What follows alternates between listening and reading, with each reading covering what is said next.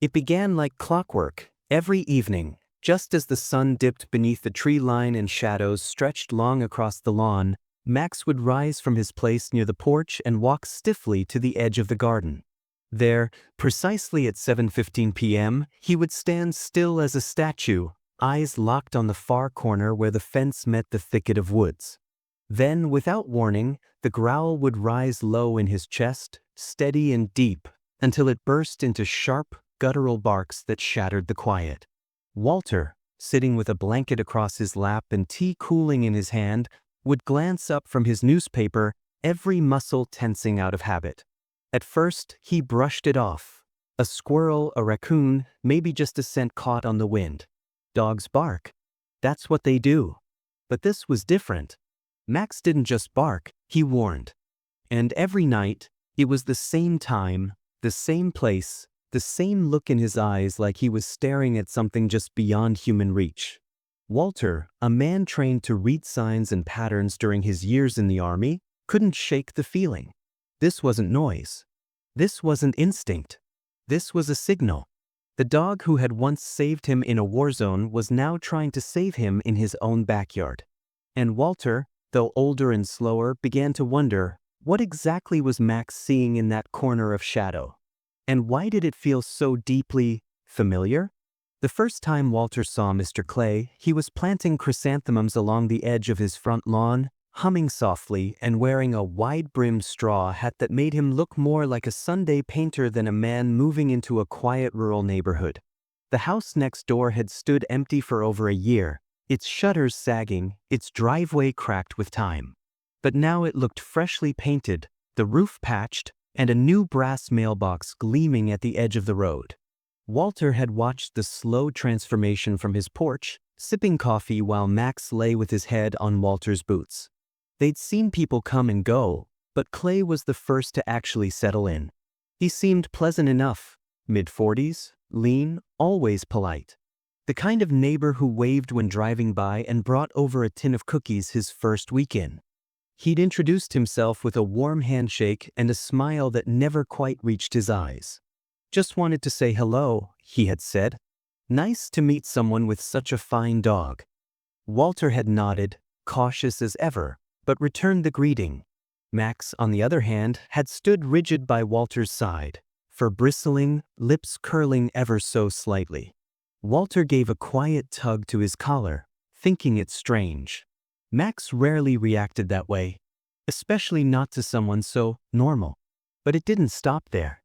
Over the next week, every time Clay stepped outside, watering his lawn, checking the mail, loading groceries, Max would rise and growl, his eyes locked on him like a predator watching prey. It wasn't playful barking. It wasn't confusion. It was warning. Max stood tall, stiff, ready. The kind of stance Walter had seen him take before raids overseas, when something smelled wrong in the wind. Walter dismissed it at first. Dogs are territorial. Maybe Max didn't like the scent of Clay's cologne or the way he moved. But Max had met hundreds of strangers in his life, mailmen, neighbors, even rowdy teens, and he rarely growled without a true reason. One morning, Walter decided to test it. He watched from the porch as Clay exited his front door carrying a box labeled Old Books. As soon as the screen creaked open, Max's ears shot up. His body tensed, and that familiar growl started to build. Walter held up a hand. "Stay," he murmured. But Max was already at the fence, pacing like a soldier on patrol. Clay glanced over, gave a wave, then turned toward his backyard. Max didn't stop. In fact, the growl turned into a deep, throaty bark that didn't let up until Clay disappeared behind his shed. That evening, Walter sat in his recliner, the newspaper unopened on his lap. He stared out the window, lost in thought. Max lay near the door, occasionally lifting his head, ears twitching. "You don't like him," Walter said softly. Max's tail thudded once, slowly. "You're trying to tell me something, aren't you?" Walter scratched his jaw, remembering all the missions where Max's reactions had saved lives. Gas lines, hidden explosives, people pretending to be someone they weren't. Max had always sensed the truth. Walter had learned long ago not to question that nose. Still, it seemed unfair to suspect a man just because a dog didn't like him. Clay hadn't done anything wrong. He kept his yard neat, smiled at the neighbors, even donated books to the local library. But even Walter's own instincts, dulled though they were by age and retirement, couldn't ignore the pattern forming before his eyes. Every single time Clay stepped outside, Max reacted. Single. And then, something small but unsettling happened.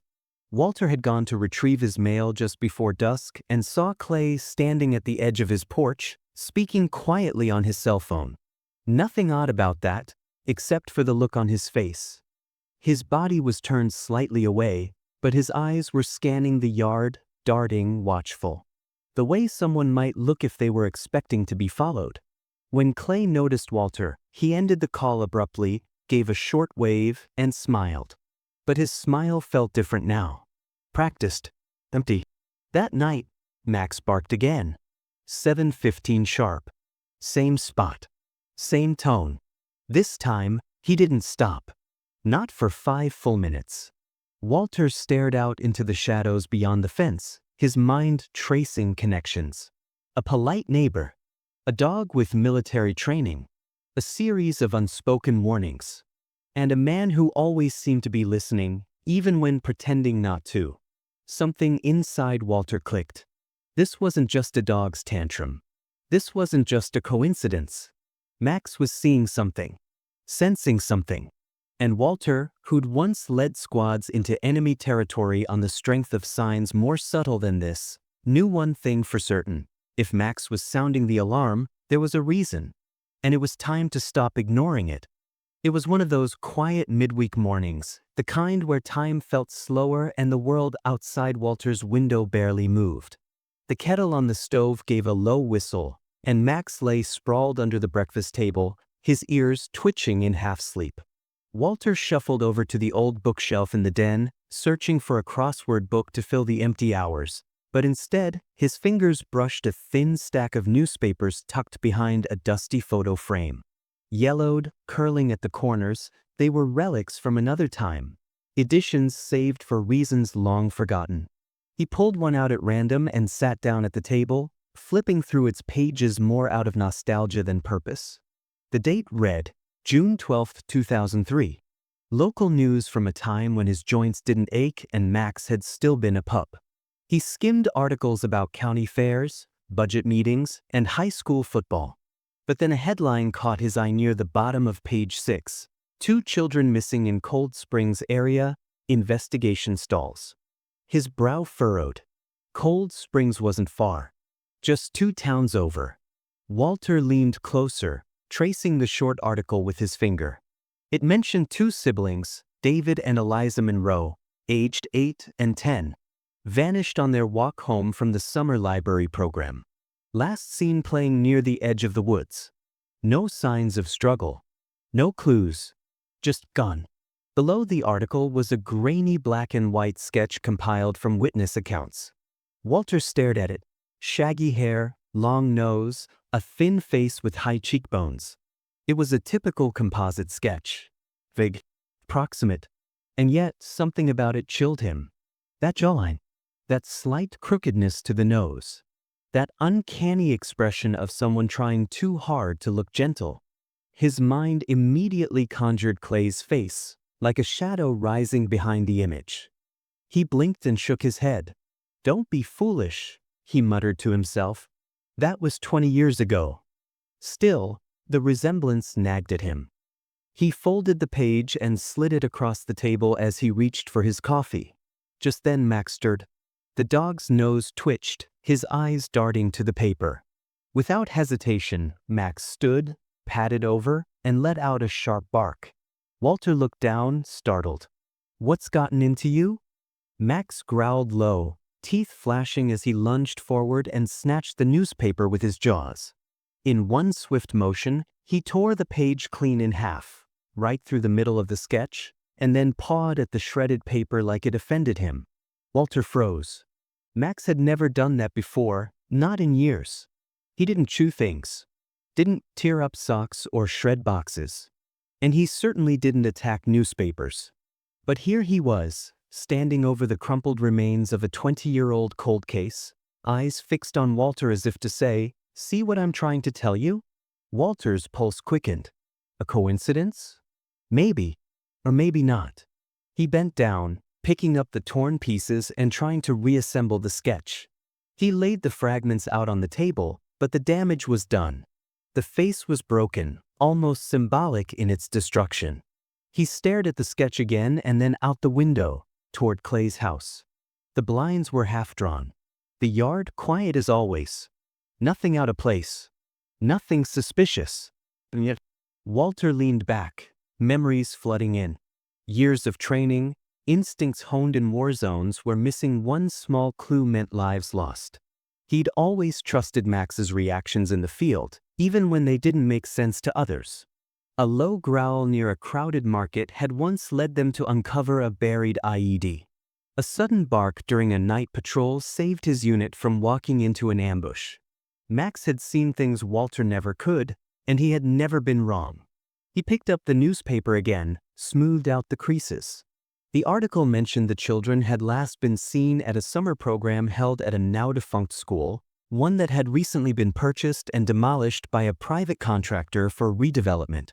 That contractor's name wasn't mentioned, but Walter made a mental note to check local business records. Something about this felt too strange to ignore. The rest of the day passed slowly. Walter couldn't focus. The image haunted him. He tried looking Clay in the eye during a chance encounter at the mailbox, but Clay's smile was as rehearsed as ever, his voice too smooth. "Lovely weather, isn't it?" he said. Walter nodded stiffly and returned inside without a word. As soon as he shut the door, Max walked to the window and took his usual position, eyes fixed on Clay's yard, body tense. That night, Walter lay awake, staring at the ceiling fan spinning overhead. He thought of the sketch, the missing kids, Max's reaction. And suddenly, the idea of coincidence didn't sit right anymore. Maybe he was reading into things. Or maybe, just maybe, something was finally surfacing after years of silence. He whispered into the dark, "You trying to tell me something, boy?" Max stirred at the foot of the bed but didn't move. Walter turned to his nightstand, where the torn article lay folded beside his reading glasses. He didn't need a headline to confirm what his gut was already screaming. Some shadows don't just fall across the yard. Some come from the past. And some, Walter feared, had been living right next door the whole time. Max wasn't just a pet. He was a soldier. A partner trained in war zones to smell what no man could see, to detect threats hidden beneath calm surfaces. Walter remembered the early days of training in the Middle East, hot air, adrenaline, the hum of distant gunfire. Max had been sharp, precise, almost unnaturally intuitive. He'd stopped Walter from walking into traps. He'd found explosives under broken stone.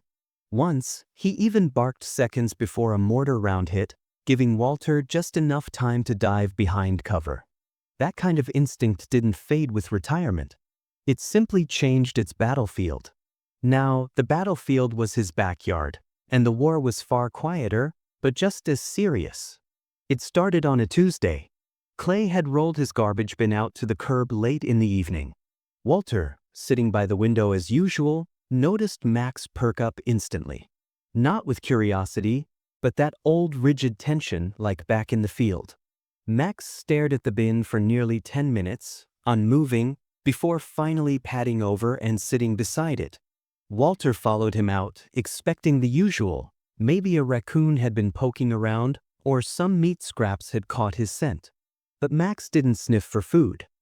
He pawed gently at the base of the bin, then stood back and looked at Walter like he was waiting for a command. Walter lifted the lid.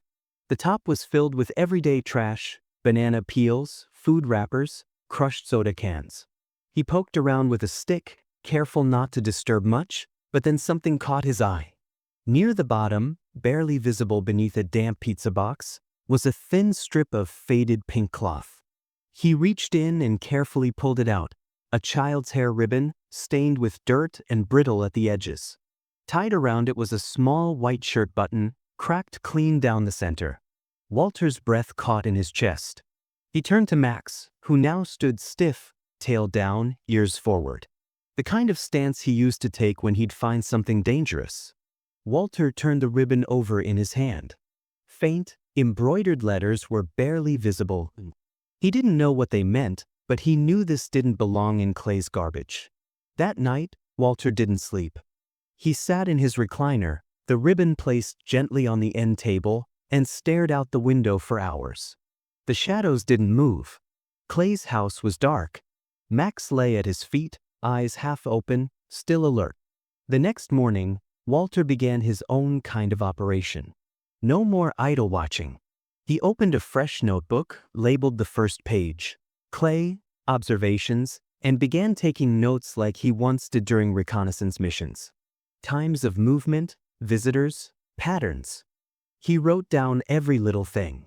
What Clay wore when he left. How long he was gone. What he carried. Then he bought a small motion-sensing camera and placed it just behind the rose bushes facing Clay's driveway. He wired it to an old monitor in his den. If Max so much as twitched, Walter checked the feed. Twice, Max led him to spots near the fence where disturbed soil told stories, like someone had buried things and later dug them back up. Once, Max even unearthed an old plastic toy soldier, caked in mud and rusted at the edges. With every clue, Walter's suspicion turned into something harder. He stopped telling himself he was imagining things. Max didn't dig at random. He didn't growl at squirrels. And Clay, polite, smiling, empty-eyed Clay, was no ordinary neighbor. He was hiding something. Maybe not openly. Maybe not even in his own front yard. But somewhere, in that quiet presence, there was a secret pushing at the seams. Walter began following Clay in small, subtle ways. At the grocery store, he watched where Clay shopped, what aisle he lingered in. Twice, he noticed Clay buy rope and duct tape only to pay in cash and avoid eye contact. At the gas station, Clay chatted up the clerk with small talk, always too friendly, too smooth. Walter noticed how Clay never drove the same route twice. How he didn't use a smartphone. How he never received mail, only sent it. One night, Max returned from the yard carrying something clenched tightly in his mouth. Walter knelt and pried it free, an old child's shoelace, darkened with age, tangled with twigs. It had clearly been buried. Walter cataloged it, photographed it, sealed it in a bag. Another item for the growing file. Max had become more than a dog again. He was a tracker, a sentinel. Walter began speaking to him like he used to during operations. "Find it, boy. Show me." And Max would listen, always listening, guiding Walter through a mystery that was no longer just suspicion but something concrete, something real. It wasn't long before Walter realized he was no longer retired. The war zone was just different now. The bombs were replaced by shadows. The mission was justice. And Max, the old soldier with the scarred ear and graying muzzle, was leading him towards something buried in the silence next door. Something was about to break wide open. And this time, Walter wouldn't wait for a command to act. He'd learned long ago, you don't ignore a dog with a soldier's nose. It began with a flicker. Just a faint shift in the shadows at the edge of the camera frame. So slight, Walter almost dismissed it the first time he watched the footage. But Max didn't let him. The dog stood by the monitor, ears forward, tail stiff, eyes glued to the screen like he understood exactly what it meant. Walter rewound the footage, pressed play again. There was a movement, a vague, human-like outline near the far corner of the fence, where the old elm tree cast a crooked shadow over the yard. It was the same time every night, 7:15 p.m. The exact moment Max began to bark.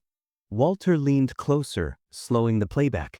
The figure didn't walk, didn't run, just he appeared. A shape. A presence. For a few seconds, it hovered near the edge of the yard, then faded back into darkness. No face. No features. Just the impression of someone watching. Walter played it again, pausing frame by frame. Still nothing clear. But in his gut he knew this wasn't a glitch. And Max wasn't barking at wind or rabbits. He was responding to something only his instincts could recognize. The next night, Walter set the camera to record at a higher frame rate, hoping for a clearer image.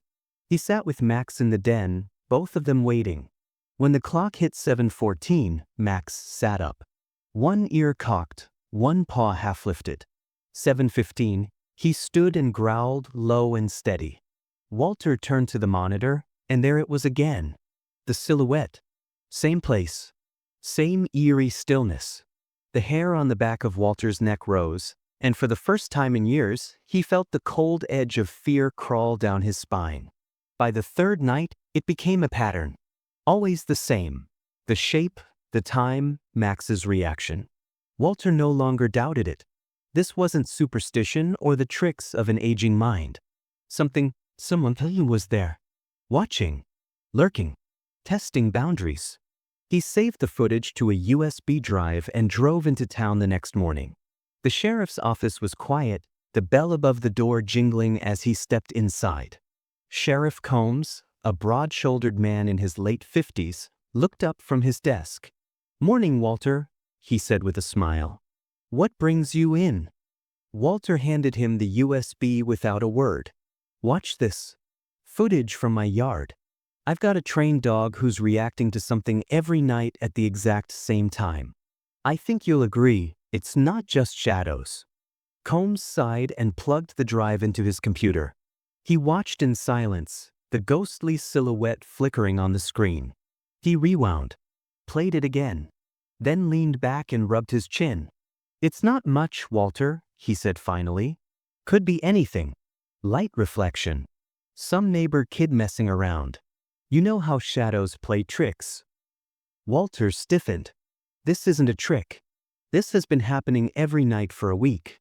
And my dog, he's trained, Sheriff. He's not just barking for fun. He smells something. He knows something." Combs offered a sympathetic shrug. "Look, I believe you think it's something. But there's no crime, no complaint, no real evidence. What do you want me to do? Stake out your yard over a blur on a security camera?" Walter stared at him, the old frustration rising. This wasn't the first time someone in uniform dismissed what he knew to be true. Sometimes the things that matter most don't come with clear evidence. Sometimes you have to trust what doesn't make sense yet. Combs stood. "I'll keep it in mind. Let me know if anything escalates." Outside, Walter sat in his truck for several minutes before starting the engine. He knew what he'd seen. More importantly, he knew what Max had seen. And if the sheriff wouldn't act, Walter would. That night, he sat in the yard with Max, flashlight in hand, eyes locked on the fence. The air was thick with silence. At 7:15, Max growled, right on cue. Walter's pulse spiked. The silhouette was back. But this time it moved. Just a slight step forward, barely perceptible, like it was testing whether anyone was watching. Walter raised the flashlight and flicked it on, but there was nothing. The beam cut across the yard, lit up the fence, the trees, the empty space. Nothing there. Yet Max's growl deepened. His body tense, every muscle ready to pounce. Walter turned back to the monitor later and slowed the footage again. That step, that faint motion. It wasn't a trick of the light. It had presence, intention, and the coincidence of time, Max's reaction and the appearance, was impossible to ignore. He wrote in his notebook that night.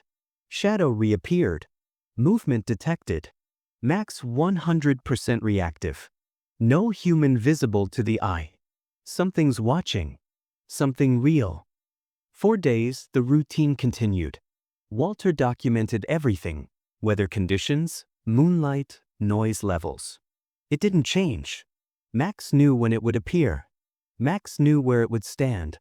And Walter began to feel like they weren't being haunted by a person, but by a memory, by a crime, by something buried beneath the surface of this quiet street. He didn't know what it was yet. But Max did. And Walter had learned long ago, when the dog sees what you don't, you follow his eyes. Even if they lead you into the dark. The sheriff's office was quiet that morning, almost too quiet. The dusty blinds filtered in strips of pale sunlight that stretched across the wooden floor like forgotten paths. Walter stepped through the door, the same one he'd walked through countless times before, years ago to renew a license, file a noise complaint, or share a laugh with the old deputies. But today, there was no small talk. Today, the weight in his pocket wasn't spare change or keys, it was truth. Or at least the beginning of it. He walked straight to the front desk, where Sheriff Combs sat hunched over paperwork, reading glasses perched low on his nose. The man looked up, surprised but not alarmed. "Walter," he said, leaning back in his chair, "you again already?" Walter didn't bother with pleasantries. He pulled the USB from his coat and laid it gently on the counter like it was something sacred. "There's more footage," he said flatly. 6 nights. Same time. Same shadow. Max barks right on cue. Every single time. This isn't random, Sheriff. Something's out there. Combs sighed, clearly already tired of the conversation, but he took the USB and plugged it into his desktop. The monitor came to life. He clicked through the folders and opened the first clip. Walter stood in silence, arms crossed, watching the man's face instead of the screen. The silhouette appeared at the usual time, a faint shape flickering near the fence line, just visible for a few seconds before dissolving back into darkness. Clip 2, same thing. Clip 3. On the 5th, Combs leaned in a little. By the 6th, his lips were pursed into a tight, unreadable line. Still, when he finally spoke, the words were dismissive. "It's unclear," he muttered, pausing the screen. "Could be a shadow. Could be a raccoon standing upright. You know how night footage is, grainy, distorted. Nothing solid." Walter's jaw clenched. He'd expected pushback, but not this flat denial. "That's not a raccoon," he said. "It moves like a man. Stands like one. Same time every night. Same spot. And Max, he's not just reacting. He's warning. That dog was trained to sense bombs in the middle of crowded towns. He doesn't bark unless something is real." The sheriff didn't respond right away. He clicked back to the main menu, eyes fixed on the monitor as though it might change his mind if he stared long enough. Then he leaned back in his chair, hands folded over his stomach, and gave Walter a tired look. "Dogs bark at squirrels too." Walter's voice dropped. "This isn't a squirrel." For a long moment, they stared at each other in silence. Then Walter said quietly, "I think it has something to do with Clay." Sheriff Combs blinked, and something shifted in his face, so quickly that most men might have missed it. But Walter wasn't most men. He had spent years studying expressions under helmets, behind scopes, through interrogation glass. He saw it. The tightening around the sheriff's eyes, the way his hand paused mid-tap on the desk, the flicker of discomfort that flared and died in an instant. "You know him?" Walter asked, his voice steady, probing. Combs straightened a bit in his chair. "He's new in town. Moved in a few months ago. No complaints, keeps to himself." "But you've heard about him," Walter pressed. "Or you've seen something." Combs gave a short laugh. Too fast, too forced. "Walter, don't start spinning conspiracy webs. You're better than that." Walter leaned forward, planting both hands on the desk. "Then why'd you flinch when I said his name?" The sheriff froze, then stood abruptly and walked over to the window, pulling the blinds open wider like he needed more light, or maybe just space to think. "You're jumping to conclusions. You've got a dog who doesn't like the new guy, some blurry footage, and a cold case from 20 years ago. That's not enough to open a file, let alone get a warrant." Walter followed his gaze out the window. The world outside was normal. Cars passing, birds chirping, a woman walking her dog on the far sidewalk. But Walter's world hadn't been normal for weeks. He turned back, quieter now. "I think you're scared of him." Combs turned slowly, eyes hard. "Watch it." "I've seen scared men before," Walter said. "I've seen them bluff, deflect, and hide behind policies. But their eyes always give them away. Yours just did." For a moment, the sheriff didn't speak. The only sound was the ticking of the wall clock and the hum of a distant printer. Then he walked back to his desk and picked up the USB, holding it in his palm. "There's no case here, Walter," he said, softer this time. "Not on paper. Not by the book. And you know how these things work. Without evidence, I've got nothing. But if something changes, you come to me. Until then, don't do anything stupid." Walter took the drive, pocketing it slowly. His voice was almost a whisper now. "Then I'll do what I've always done. I'll follow the signs. Max hasn't been wrong before. I'm not about to start doubting him now." As he walked out into the afternoon sun, the air felt warmer than it should have. Max waited by the truck, sitting tall, alert, as if he knew Walter had just confirmed what they both suspected. Walter didn't say a word as he climbed in and started the engine. But once the truck turned down the road, he pulled out his notebook and wrote with sharp, deliberate strokes. "Sheriff won't act. He's afraid. This is no longer a public case. It's personal." And personal meant war. The night was unusually still, the kind of quiet that presses against the skin and makes every sound feel louder. The air hung heavy with late summer humidity, and the moon, low and swollen, cast pale silver across the neighborhood. Walter didn't plan on walking past Clay's house that night. He never did, but Max had pulled him along with unexpected urgency. The old shepherd's gate had lost some of its strength over the years, but not his purpose. Tonight, his steps were sharp, precise, almost determined. As they reached the far corner of Clay's property, near the old maple tree that had long since overtaken the sidewalk, Max suddenly stopped. His ears snapped forward, tail stiffened, and with no warning, he lunged at the edge of the fence and began to dig. Walter's heart jumped.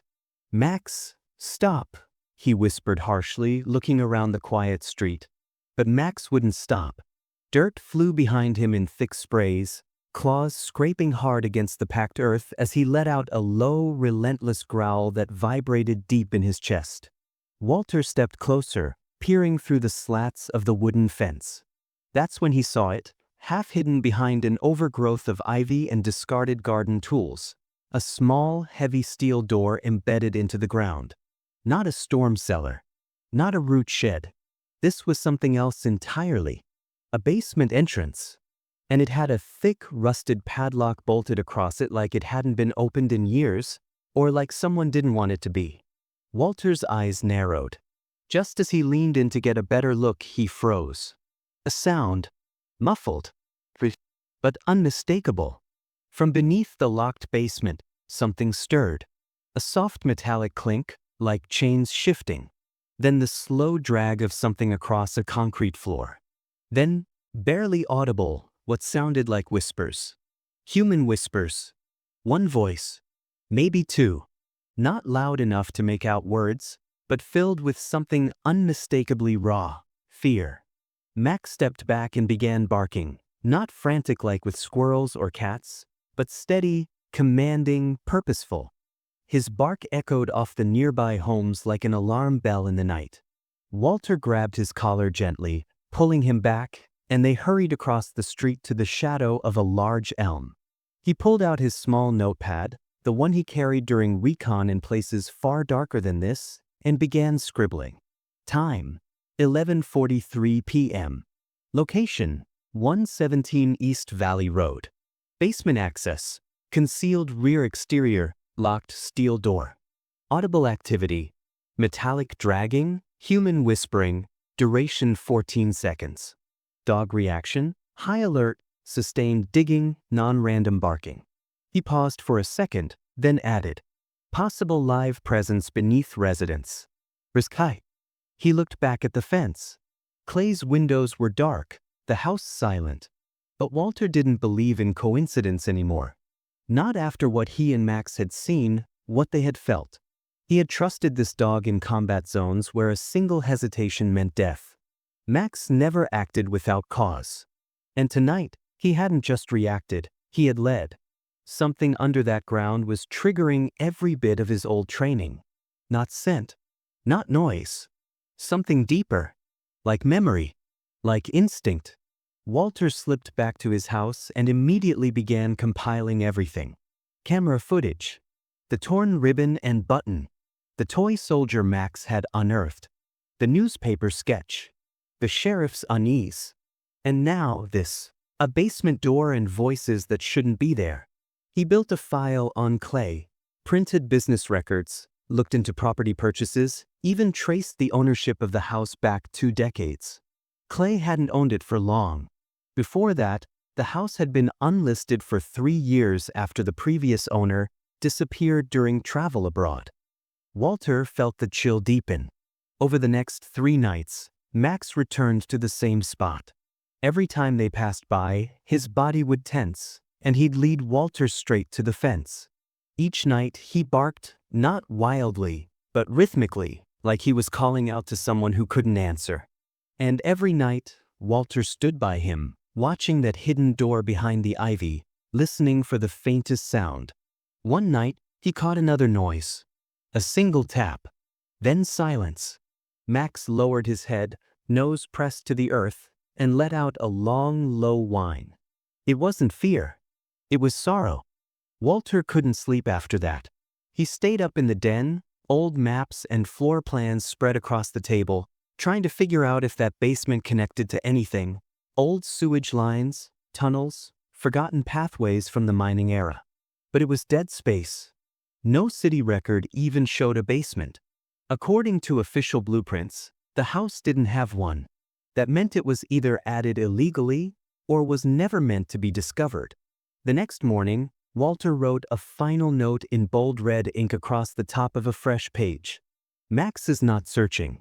Max is remembering. That thought stayed with him all day. What if the scent buried in that soil wasn't new? What if it was something old, something that had lingered for years? Max had once played with neighborhood kids back when Walter's late wife used to sit on the porch and watch them. The house had been different then. But maybe, just maybe, what Max sensed wasn't just danger. Maybe it was a ghost of something taken too long ago. Maybe it was time to stop waiting for answers and start digging for them before whatever was locked in that basement was moved again. Or worse, silenced forever. The morning light hadn't even settled fully over the yard when Max began pacing along the fence again, his movements anxious, nose pressed low to the ground as if tracking something unseen. Walter followed him silently, not needing a leash, not needing words. Max stopped near the same patch of disturbed soil he had been drawn to for days. But today, instead of barking or whining, he began to dig, not wildly, but with intent, like a surgeon cutting with purpose. Within seconds, the earth gave way beneath his claws, and something small, metallic, and weather-worn poked through the dirt. Walter knelt beside him, brushing the soil aside with his gloved hands. What emerged next turned his stomach cold. A rusted, yellow toy car, the kind with peeling stickers and tiny wheels that no longer turned. Next to it, half buried, was something far worse, a baby's shoe. Pink, soft, and faded with time, the fabric nearly disintegrating at the edges. Walter stared at it for a long moment, not speaking, not breathing. This wasn't just lost property. This was a remnant of a life too small, too innocent to belong here. He stood slowly and walked back inside, placing both items gently on the workbench in the garage. He photographed them from every angle, noting size, color, wear patterns. Then he opened the manila folder he had been assembling for weeks, titled simply Missing, and began cross-referencing. Old newspaper clippings, online archives, handwritten notes from local families who had once put up posters on telephone poles. It didn't take long. The toy car matched a photo from 2004.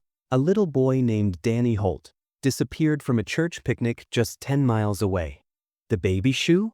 It was identical to one worn by Sarah Kent, last seen in a stroller outside her home in 2007. The details weren't vague. They were exact. The stitching, the brand, even the faint initials written inside the tongue. Walter closed his eyes and let the weight of it settle over him. These weren't just items. They were pieces of children. Stories cut short. Warnings left behind. He pulled out a fresh sheet of paper and wrote, Item 1, rusted toy car, Danny Holt, missing 2004, match confirmed. Item 2, pink infant shoe, Sarah Kent, missing 2007, match confirmed. Location, perimeter of 117 East Valley Road, Clay residence.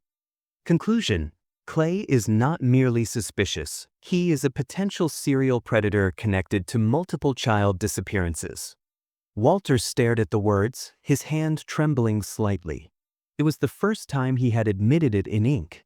That Clay wasn't just strange, wasn't just unsettling. He was a walking time bomb, one who had managed to go unnoticed for decades, leaving just enough silence between his actions to let the years smooth over the horror. But Max had picked up the scent. Not just physical scent, but emotional residue, trauma soaked deep into the ground. It had always been there. The problem was, no one had been trained to listen, until now. Max lay beside the workbench, watching Walter with calm, steady eyes, as if waiting for the next order. He didn't wag his tail. He didn't pant. He simply stared, as if he too knew the gravity of what they had found. Walter reached down and stroked his head gently, the familiar warmth grounding him in the storm building inside. You were right, boy, he whispered. Every time. You were always right. The day passed slowly. Walter didn't eat, didn't sleep.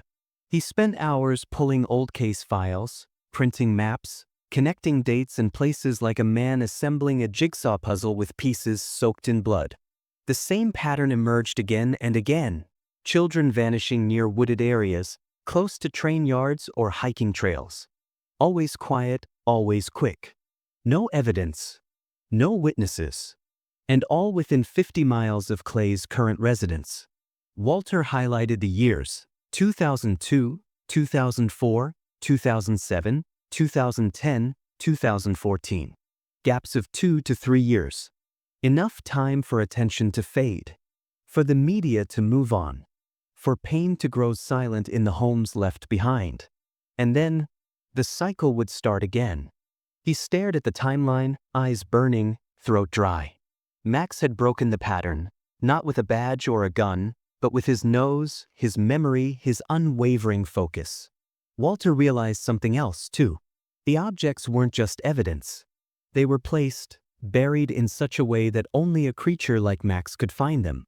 It was as if Clay had left behind trophies, or worse, like he needed them to stay close, hidden but present, as if he drew comfort from the darkness they represented. Walter picked up the baby shoe one last time, holding it carefully in both hands.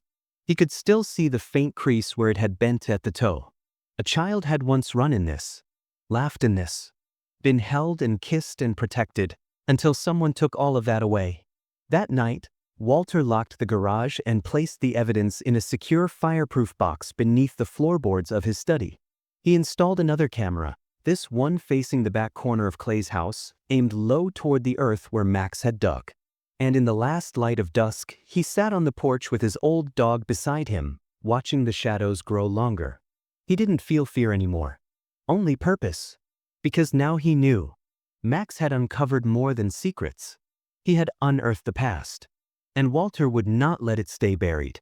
The rain came down in sheets that evening, not in gentle taps but in hard, deliberate slashes that smacked against Walter's windshield and rolled down in heavy veins. It was the kind of rain that blurred the world, made everything feel slower, thicker, quieter, but Walter's mind was sharp, honed like the blade of a man with too many answers and not enough peace. Max sat beside him in the truck, still as stone, his eyes fixed on the house across the street, Clay's house. There were no lights on, no movement, just that eerie stillness that had begun to hang around Clay's presence like a shadow with weight. Walter had waited long enough.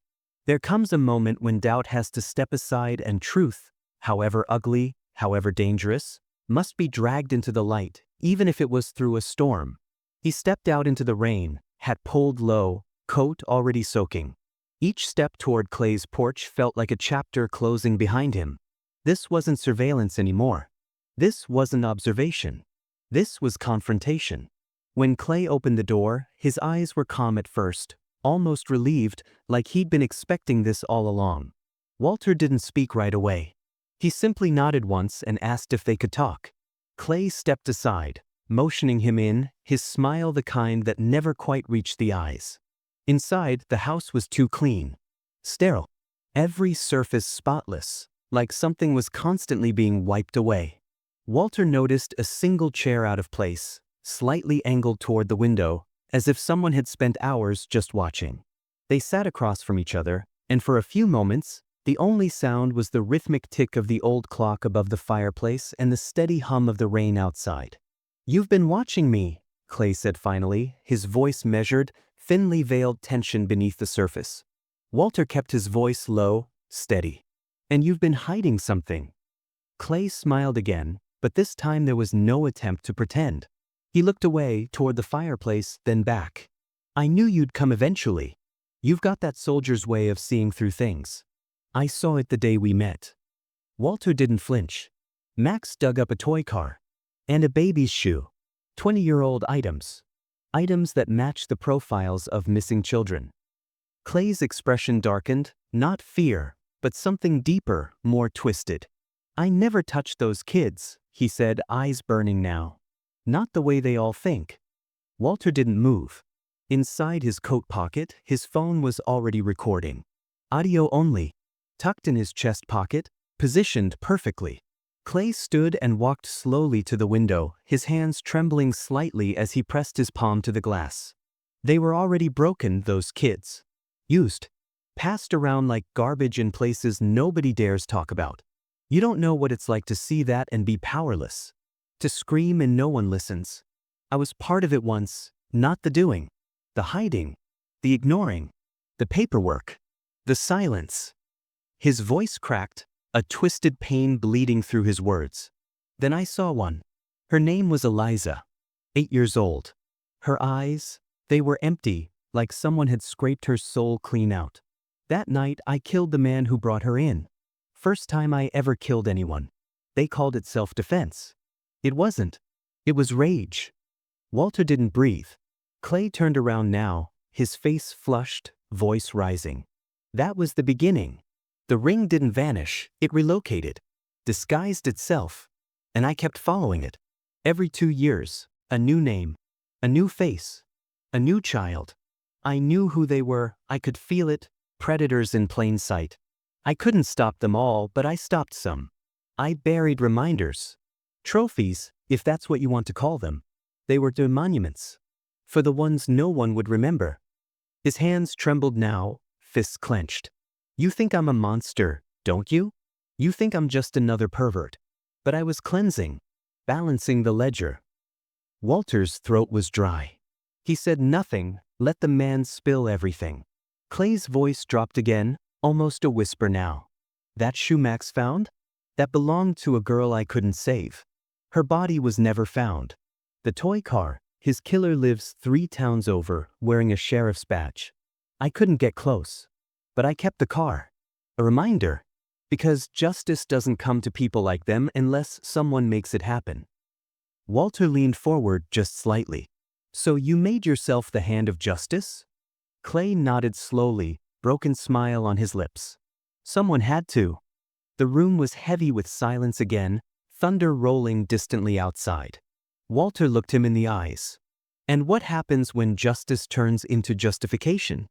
When your rage becomes the reason, not the response?" Clay blinked. For the first time, a crack of uncertainty passed over his face. Walter stood, slowly, the recording still running. "I'm not the law anymore. But I still know evil when I see it. I just haven't decided yet which kind you are." As he turned to leave, Clay didn't stop him. He just stood there, trembling, breathing hard, rain light casting strange shadows across his face. "I did what no one else would," he whispered. "Don't pretend you wouldn't have." Walter walked back into the storm, soaked to the bone but feeling like he was carrying fire. Max met him at the gate, eyes wide and alert.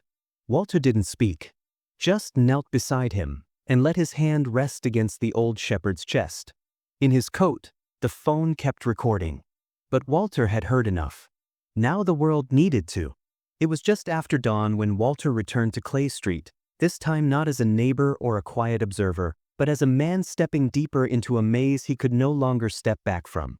The rain from the night before had left the earth soggy and the air dense, as if nature itself had absorbed the weight of last night's confession. Clay hadn't left his house. Lights off, blinds drawn. But Walter wasn't there for another confrontation. Not yet. He was there for the truth, the kind buried not just in dirt, but in memory. While Max sniffed the curb quietly, Walter moved to the row of bins near Clay's driveway. Garbage pickup was scheduled for noon, and that gave him time. He opened the first lid, just old food and packaging. But the second bin, the one marked storage cleanout, was different. Inside were several zip-locked plastic bags filled with old cassette tapes, some hand-labeled, others blank. There was also a battered portable tape recorder, cracked on one side. Walter glanced around once before quickly taking the entire bag and slipping away without a sound. Back in his garage, the rain still dripping from the shingles, Walter spread out the tapes on his workbench like sacred artifacts. He picked one labeled Session 3 to 1993 and slid it into the player. The machine whirred to life with a gentle hiss, followed by static and then a woman's voice. Soft, tired, with the cadence of someone used to comforting others but long deprived of it herself. "Can you tell me what happened in the woods, Clay?" she asked. Silence. Then a small, trembling boy's voice replied. "He said if I screamed, the trees would eat me." Walter's hand froze on the recorder. The voice couldn't have been more than 7 or 8 years old. The pain wasn't theatrical. It was quiet, suffocating, real. The next tape was worse. It wasn't a therapy session, it was a message. A woman's voice, older now, perhaps Clay's mother. Her words were laced with guilt and a kind of fractured love. "I know I failed you, baby. I let him near you. I thought I could protect you, but I was too late. You were always so quiet after that day. Like something in you had shut off. I should have fought harder." Walter listened, the chill creeping up his spine like ice water. He switched to another tape, this one unlabeled. The audio crackled for a moment, then came a strange, desperate voice. Clay's, perhaps in his 20s. "They never came for me. They came for him. But I watched. I waited. And I learned what justice really meant. If no one else will remember the ones who never got to speak, then I will." Tape after tape painted a portrait more complex than Walter had expected. Clay wasn't just a man on the edge. He was someone shattered long ago, molded by violence and neglect, then slowly reshaped by his own warped sense of retribution. One recording mentioned a boy who got away, a possible survivor, still out there. Another tape referenced the woods again, and a phrase that chilled Walter to the core: "The woods don't forget, and neither do I." He sat back, eyes closed, heart pounding. These weren't just confessions, they were foundations. A timeline of trauma and response. Clay had, it seemed, once been a victim. But what had he become? Had his revenge always landed on the guilty? Or had his lines blurred so deeply that he'd struck the innocent too? Walter had spent a lifetime around men who had faced darkness, and some who had become it. But Clay was different. He wasn't evil in the traditional sense. He was made from pain, driven by ghosts, weaponized by memory. Max let out a low whine near the door. Walter turned to see him standing still, alert, watching the street through a crack in the curtains. The storm outside may have ended, but a storm inside Walter now raged stronger than ever. He pressed pause on the recorder and whispered to himself, he was broken. But what did he break in return? He began sorting the tapes chronologically, labeling them, cross-referencing each one with local disappearance dates and missing person files. Some timelines lined up too closely to ignore. But one didn't. One child, Amanda Reyes, vanished in 2015. No tape mentioned her. No clue connected her to Clay. She was just missing. Could that mean Clay was innocent in her case? Or did her name never matter to him? The ambiguity was suffocating. Walter realized then that truth wasn't always a sword. Sometimes it was a fog. Clay might have begun as a child crying in the woods. But over time, he'd become something else. A ghost hunter chasing the sins of others, while perhaps letting his own slip by justified by pain. Walter burned a copy of the tapes onto a secure drive, locked the originals away, and made one final note in his growing file: Clay may not be the monster he chased. But in chasing monsters, he may have lost his way. Find the boy who survived. That may be the key.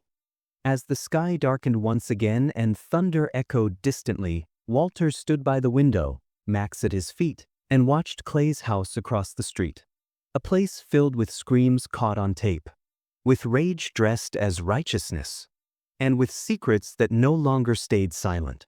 And in that moment, Walter knew justice wasn't going to come through law anymore. It was going to come through memory, through truth, through the voices of the past that refused to stay buried.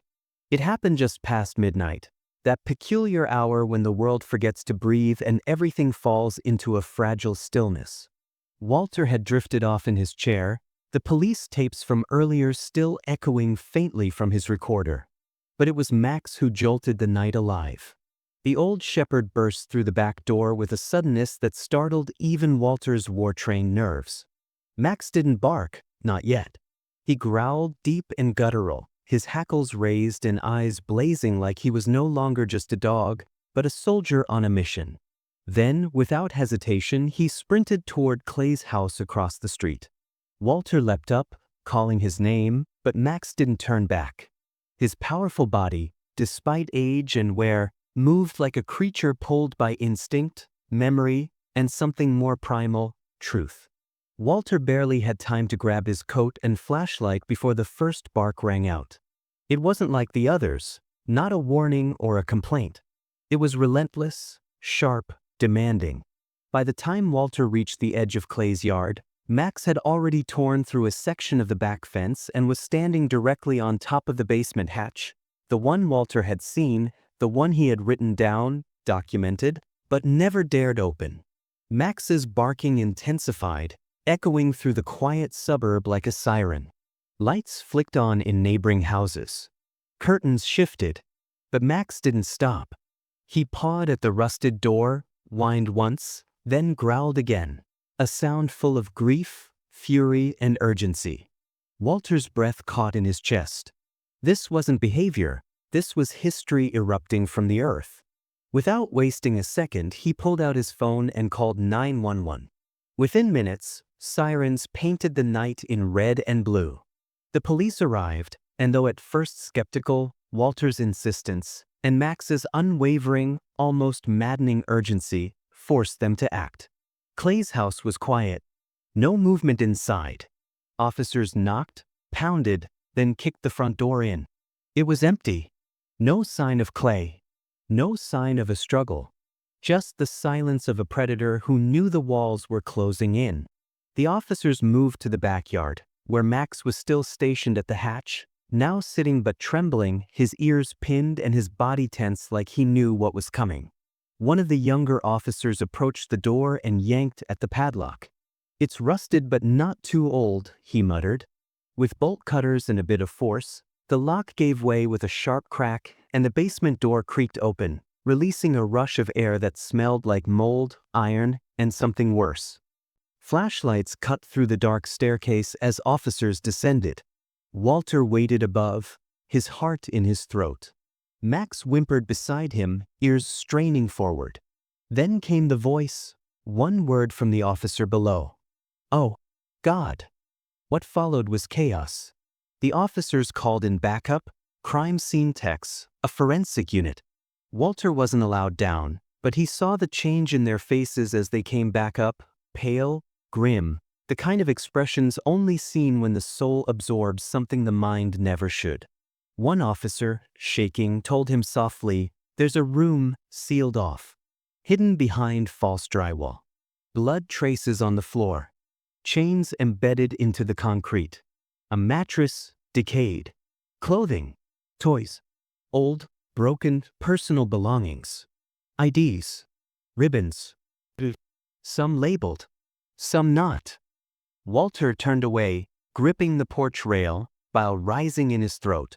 The air felt heavier now, like the earth itself mourned. The names of the missing children, the ones who'd become distant statistics over decades, were now screaming from beneath the soil of their own neighborhood. It didn't stop there. The forensic team found DNA samples, hair, blood, skin cells. Enough to reopen every cold case within 100 miles. News trucks arrived by dawn. Police barricades cordoned off the entire block. Neighbors watched in shock as officers moved in and out of Clay's house, carrying boxes of evidence, whispering into radios, and shaking their heads with disbelief. The perfect gentleman next door had been a vault of nightmares, and Max had torn it open. Walter sat on the porch with Max beside him, gently stroking the dog's head as reporters shouted questions, as cameras clicked, as officers came and went. But nothing mattered to him in that moment except the creature lying quietly at his feet. Max, who had seen what no one else had. Max, who had dug through time and silence to pull truth into the light. Max, whose bark had shaken the very foundation of a town too proud to suspect its own. A senior detective walked over, his badge clipped crookedly to his vest, his expression both grateful and hollow. "That dog saved lives," he said softly. "Maybe not today, maybe not even this year, but because of him, the truth can finally begin to breathe again." Walter looked down at Max, who let out a tired sigh and closed his eyes, resting his head against Walter's boot. "He always knew," Walter murmured. "He always knew, and he never stopped trying to tell us." The town was never the same after that. The case made national headlines. Clay, still missing, became the face of unsolved horror. But what mattered most to Walter wasn't the headlines or even the arrest warrants that would follow. It was the fact that Max had barked, and this time, someone had listened. And in that, maybe, there was justice. Maybe not for every child, but for some. And for one old soldier and his even older dog, that was enough. The basement was colder than expected, not just the chill of stone and earth, but the deep, crawling kind of cold that seeps into your bones and whispers memories that don't belong to you. The forensic team had been working for hours, but it wasn't until one officer accidentally pressed a corner panel that a section of the far wall gave a soft click and creaked open, revealing a narrow hidden space. What they found inside brought the entire room to a dead hush. The walls were made of old, untreated wood, stained with time and darkened by mildew, but carved into every inch, with trembling hands and obsessive repetition, were names. Dozens. Maybe more. Each one etched carefully, deliberately, sometimes repeated again and again like a prayer or a curse. Small names, nicknames, full names, dates. Some were too faded to read. Others were scratched deep, almost violent in their force. Walter stood just outside the doorway when the lead agent from the FBI motioned him in. "You need to see this," he said, voice flat. Walter stepped inside slowly, his footsteps echoing against the concrete floor. As his eyes adjusted, the magnitude hit him. This wasn't just a kill room. This wasn't a place of chaos. It was something far darker. It was a memorial built by madness. Every name represented a child. Maybe a life taken. Maybe just witnessed. And each name had been carved into the wall as if the person behind it was trying to remember or never forget. At the center of the room sat a single object, a child's wooden chair, cracked down the middle. On it rested a folded piece of paper, yellowed with age. Walter opened it, hands steady despite the tremor beneath his skin. Inside were only 5 words, written in a shaky but familiar hand. They stopped listening. "I didn't." Clay was gone. Disappeared into the storm of that night, his house now surrounded by yellow tape and guarded by agents in black jackets. His car remained in the driveway. His wallet, phone, even a half-eaten dinner sat untouched on the kitchen table. No signs of struggle. No suicide note. No sightings. Just absence, the kind that leaves questions clawing at answers. Some whispered he ran. Some believed he died in the woods he once feared. And a few feared he was still out there, unfinished. But within days, the town changed. The FBI held press conferences. Cold cases were reopened. Families long buried in grief returned to the station with trembling hope. Faces of lost children appeared on walls, in folders on screens. Not as forgotten ghosts, but as names that finally had space to be spoken again. Names pulled from rotted wood and carved silence. Names Max had refused to let vanish. Walter, once just a quiet veteran with a loyal old dog, found himself surrounded by microphones, handshakes, and headlines. Retired scout uncovers serial horror. K9 hero sniffs out the past. The mayor gave him a key to the city. The governor called. A senator visited. But Walter didn't care for any of it. The only thing he took pride in was Max, who now walked slowly with a limp from the fence injury, but still held his head high. Children began sending him letters, drawings of a brave German shepherd with a badge on his collar. He had become more than a dog. He had become a symbol. People came to see them, the man and his dog who had uncovered the hidden darkness. Walter rarely spoke to reporters. But when he did, he only said one thing. He barked. I listened. That's all. And that became a kind of mantra across the town. A reminder to pay attention, to not dismiss instinct, to never underestimate the silent cries that come from those who cannot speak. The Room of Names was preserved by the FBI as part of an ongoing investigation. It became sacred ground in a twisted way, not celebrated, but acknowledged. A space of grief, remembrance, and overdue justice. Walter visited it once more, weeks later, after all the dust had settled. Max walked slowly beside him, tail barely wagging, the stiffness in his legs more pronounced now. Walter ran his hand along the wood, his fingers tracing a name he didn't recognize, and whispered, "We found you. We hear you now." And as he stood in the silence of that terrible room, surrounded by names that had been buried not just in earth but in indifference, he realized something. This story wasn't about Clay. Not really. Clay had been both victim and villain, both scar and blade. But the story was about those who weren't heard. The ones who waited. The ones who needed someone to dig, to sniff, to stay. It was about Max. Because in the end, it wasn't a man who uncovered the room. It wasn't a badge or a title or a background in reconnaissance. It was a dog, tired, aging, loyal, who refused to stop barking at shadows. And because of him, the names were no longer alone. They were spoken. They were remembered. And they would never be buried again. The morning was warm, the kind that hinted at the first breath of spring, and yet the air carried the weight of reverence usually reserved for far more somber days. People filled the small town square, reporters, officials, families, children holding flowers, veterans standing stiff-backed in full dress.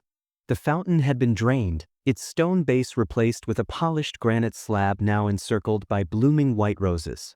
Carved into the slab were the names once hidden in Clay's basement, scratched into wood, buried beneath years of silence and neglect. Now, they stood unhidden and undeniable, etched permanently into sunlight. The town had chosen remembrance over forgetting. And at the center of it all stood Walter, dressed in his old service jacket, medals pinned neatly to his chest, and beside him, Max, graying, limping slightly, but still every inch the sentinel he had always been. The mayor approached the podium, voice steady but soft, as if even amplified words should not disturb the sacredness of the moment. She spoke of bravery and justice, of the horror uncovered and the healing now begun. Then came the announcement of the town's highest civilian award, the Bravery Cross. But this time, it wasn't for a soldier. It wasn't for a mayor or a sheriff or a detective. It was for a dog. The mayor cleared her throat and glanced at the handler standing next to her. "Today," she said, her voice thick with emotion, "we award the Civilian K9 Medal of Honor to Max, whose loyalty and instincts uncovered the truth we all failed to see." A ripple of applause moved through the crowd like a gentle wave, growing louder with each second. Children clapped with excitement. Elderly veterans saluted. Some wiped away tears. A small velvet box was handed to Walter, who opened it to reveal a brass medal shaped like a paw print, its center engraved with a simple phrase. He barked. "We heard." Walter didn't speak at first. He simply kneeled beside Max, fastened a ribbon gently around his neck, and placed his forehead against the dog's. Max nuzzled him back, his breath slow, his tail giving one soft thump against the stone. Then Walter stood, stepping up to the microphone. He looked out over the faces, some familiar, others strangers, but all marked by what they had come to understand: that safety is not guaranteed, and truth is often buried until someone, or something, refuses to stop digging. His voice, when it came, was low but firm. "I've worn a lot of medals in my life," he said, "but none of them mean more than the one around his neck right now. You can thank me, but it wasn't me. It was Max. He barked every night while we slept. He sniffed where we wouldn't. He stood guard when no one asked him to. He saw what we didn't want to believe." He paused, letting the silence do what silence does best: carry weight. Then he continued, "Those names behind us, they aren't just names. They're children. Sons. Daughters. Lives cut short and hidden. But now they're seen. Now they're spoken. Because Max made sure they wouldn't be forgotten." After the ceremony, the crowd walked slowly toward the new garden, the field of echoes the town had named it. Beneath each blooming flower was a stone marker, each inscribed with a child's name and the word "remembered." Families stood silently before the markers. Some wept. Others just stared, hands gently touching the etched letters as if they were finally able to say goodbye. Walter and Max sat on a bench at the edge of the garden, under an old oak tree that had seen more years than either of them. People came by to shake Walter's hand, to kneel and pet Max, to say thank you without always using words. Max responded to each with quiet grace, his eyes soft, his body tired but proud. As the sun began to dip, casting long shadows across the garden, Walter whispered to Max, "You did it, boy. You really did it." In the weeks that followed, life in the town took on a different rhythm. It didn't forget what had happened, but it didn't hide from it either. The high school added a section to its history curriculum about local unsolved cases and the dangers of silence. A new child welfare office opened. And every evening at 7:15 p.m., the local church bell rang once, not as a warning, but as a remembrance of the time a dog barked until the world listened. Walter often returned to the garden, sometimes with a school group, sometimes alone. Max walked more slowly now, spent more time sleeping on the porch than watching the fence. But he was still alert, still aware. Walter would talk to him like always, sometimes joking, sometimes just sitting in quiet companionship. One afternoon, as they sat under the same oak, Walter pulled out a notepad and began writing the first chapter of a book. The title was already chosen: The Dog Who Dug Up Truth. The final line he planned was simple: "He wasn't just my dog. He was the guardian of forgotten names, the voice of the silent, and the kind of hero we didn't deserve, but thank God we had." And somewhere in the breeze that passed through the leaves, Walter could almost hear it. Not a bark this time, but a soft breath of peace. Because now the town would never forget. Max. And not the names he saved. The garden had become a sacred place, not through silence, but through life. Children now played tag between the flower beds, their laughter echoing where once only shadows had lingered. Elderly couples walked slowly along the stone paths, pausing at names engraved beneath blooming roses. Some brought flowers. Others brought stories. And on most days, if you walked to the far edge beneath the sprawling arms of an old oak tree, you'd find them: Walter in his weathered coat and Max curled at his feet, the dog's head resting on the man's boot as if even now, even in peace, he remained on watch. Walter wrote every morning. A worn leather journal sat in his lap, a pen gliding across its pages with slow, careful motion. He no longer wrote reports or tactical briefs or incident logs.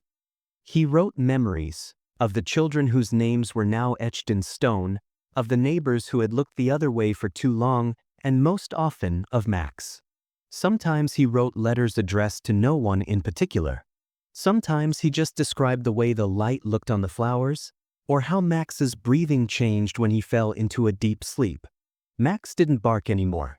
He hadn't barked once since that final night, the night he broke the fence, tore through fear, and dragged the truth into daylight.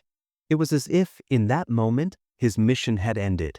Now, his eyes were softer, his steps slower, his spirit lighter. He no longer watched Clay's house. He watched the kids. He watched Walter. And sometimes, when a breeze would carry a scent or a sound, he'd lift his head as if remembering, then sigh and settle again. Walter had been offered a dozen interviews, news channels, podcasts, even a documentary deal, but he declined them all. "I already gave the world the story," he told one persistent reporter. "Now, I'm just living its ending."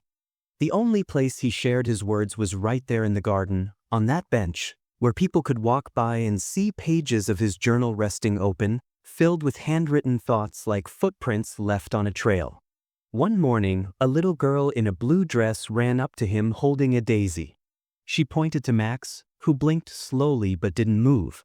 "He's the dog who saved the names, right?" Walter nodded. "That's right." She knelt beside Max and placed the flower gently by his paw. "Thank you, dog," she whispered, and then ran off to join her friends. Walter watched her go, then turned to Max. "You see? They remember you." Max didn't respond, but his tail gave a lazy, contented flick. Some days, Walter would see families visiting the garden, parents kneeling before the markers, fingers tracing stone, lips moving in silent prayer. Sometimes they cried. Sometimes they smiled. But always they left with something healed, something released. The garden wasn't a cemetery. It was a resurrection. As seasons passed, the town transformed. Not into something louder or prouder, but into something more aware. People checked on their neighbors.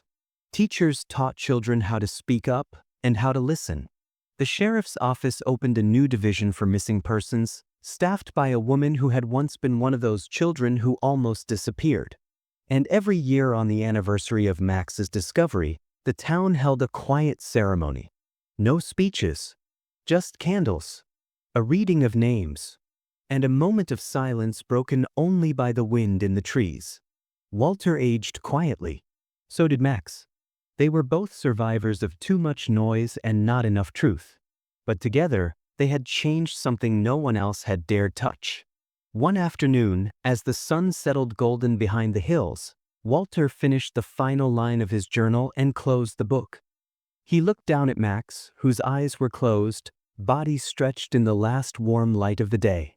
For a moment, he thought the old dog had fallen asleep. But then Max opened his eyes, just enough to see Walter's face, and gave one gentle huff, almost like a sigh of knowing. Walter smiled. "It's all right now," he said softly. "We did it. You did it." The light dimmed. The garden grew quiet again. But in that quiet, there was no sorrow. Only stillness. The kind earned only after storms. And then, the very last line Walter had written, meant to close the story, but instead etched it forever, echoed softly in his thoughts as he watched Max drift into sleep again, finally, peacefully. Some mysteries stay buried. Others dig themselves free.